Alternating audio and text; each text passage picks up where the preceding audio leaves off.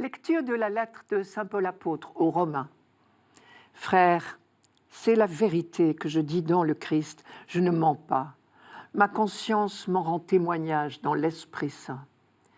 J'ai dans le cœur une grande tristesse, une douleur incessante. Moi-même, pour les Juifs, mes frères de race, je souhaiterais être anathème, séparé du Christ. Ils sont en effet israélites, ils ont l'adoption, la gloire, les alliances, la législation, le culte, les promesses de Dieu. Ils ont les patriarches, et c'est de leur race que le Christ est né, lui qui est au-dessus de tout, Dieu béni pour les siècles. Amen. Les 8 premiers chapitres de la lettre aux Romains ont décrit pas à pas la démarche de la grâce, le déroulement du dessein d'amour de Dieu depuis Adam et Abraham jusqu'au Christ ressuscité des morts qui donne l'Esprit. Devant tout cela, Paul a dit son émerveillement. Mais une grave question le préoccupe douloureusement. Qu'en est-il désormais de la destinée du peuple juif ?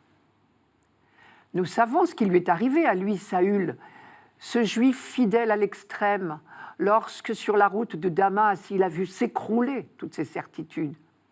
Il a compris ce jour-là que croire au Christ n'est pas un reniement de sa foi juive, bien au contraire, puisque Jésus accomplit en sa personne, par sa vie, sa mort et sa résurrection, le projet de Dieu annoncé dans les Écritures.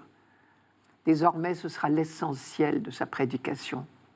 Et lorsqu'il aura à répondre au tribunal de son activité d'apôtre, après son arrestation par les autorités juives à Jérusalem, Paul déclarera « Les prophètes et Moïse ont prédit ce qui devait arriver. Je ne dis rien de plus. » Mais ses frères juifs, dans leur grande majorité, non seulement ne l'ont pas suivi, mais pour beaucoup d'entre eux sont devenus ses pires persécuteurs.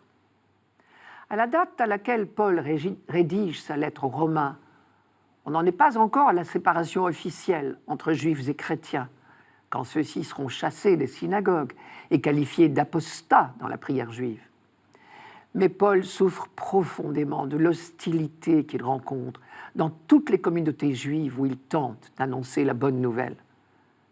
Alors il se pose la question, que devient la partie du peuple élu qui ne reconnaît pas Jésus comme le Messie ? Est-elle exclue de l'alliance ? Mais si c'était le cas, cela voudrait dire que l'alliance pouvait être rompue ? Dieu aurait-il repris sa liberté ? Dieu n'était donc pas tenu par ses promesses ? Mais si Dieu n'est pas tenu par ses promesses, les chrétiens non plus ne peuvent pas compter sur la fidélité de Dieu. La réponse à cette question, Paul va la chercher logiquement dans l'Écriture et dans l'histoire d'Israël. Il énumère tous les privilèges du peuple choisi par Dieu et qui sont les piliers de la foi d'Israël. Je cite, « Ils ont pour eux l'adoption, la gloire, les alliances, la loi, le culte, les promesses de Dieu. Ils ont les patriarches et c'est de leur race que le Christ est né. » Pour Paul, juif imprégné des Écritures, cette liste à elle seule évoque toute l'histoire du peuple choisi. On peut essayer d'imaginer à quel passage de l'Écriture Paul faisait référence. Je reprends un à un chacun de ces éléments. En ce qui concerne l'adoption, Dieu lui-même avait recommandé à Moïse « Tu diras au Pharaon, ainsi parle le Seigneur, mon fils premier-né, c'est Israël. » Et Osée, méditant la longue aventure de l'Exode, disait en écho « Quand Israël était jeune, je l'ai aimé, et d'Égypte, j'ai appelé mon fils. » Paul pensait peut-être également au Deutéronome. Vous êtes des fils pour le Seigneur votre Dieu. La gloire maintenant. La gloire de Dieu, c'est le rayonnement de sa présence. Or, Israël a bénéficié de plusieurs manifestations de Dieu. Ce fut le cas dans la grande manifestation dans l'orage et le feu au mont Sinaï.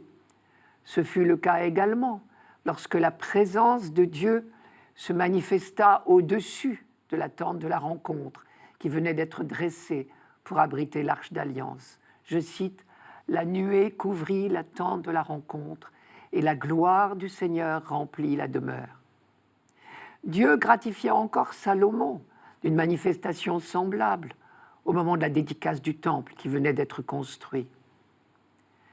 Autre privilège dont Israël pouvait être fier, cette alliance reconduite d'âge en âge. Tout avait commencé avec Abraham, puis Isaac, puis Jacob. Et au Sinaï, Dieu avait promis à son peuple « Vous serez ma part personnelle parmi tous les peuples ». Et c'est bien envers le peuple, et non pas seulement envers Moïse, que Dieu s'était engagé.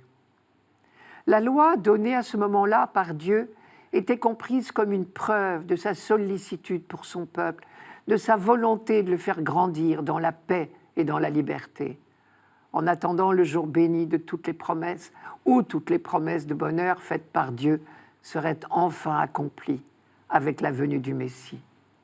Et voilà que le Messie était venu et que son peuple, dans sa grande majorité, l'avait méconnu, pire, éliminé. On comprend à quel point la question pouvait être douloureuse pour Paul, lui qui avait eu aussi sa période de refus. Mais c'est dans sa foi et dans l'Écriture qu'il a trouvé la réponse. La longue énumération que nous venons de faire avec lui dicte la solution. Non, il est impossible que Dieu oublie son peuple. Lui-même l'a promis. Je cite, « La femme oublie-t-elle de montrer sa tendresse à l'enfant de sa chair ? Même si celle-là oubliait, moi, je ne t'oublierai pas. » Oui, c'est sûr, d'une manière mystérieuse pour nous, mais de manière certaine, Israël reste aujourd'hui encore le peuple élu. L'argument décisif, Paul l'a écrit à Timothée, je cite, « Dieu reste fidèle, car il ne peut se rejeter lui-même. »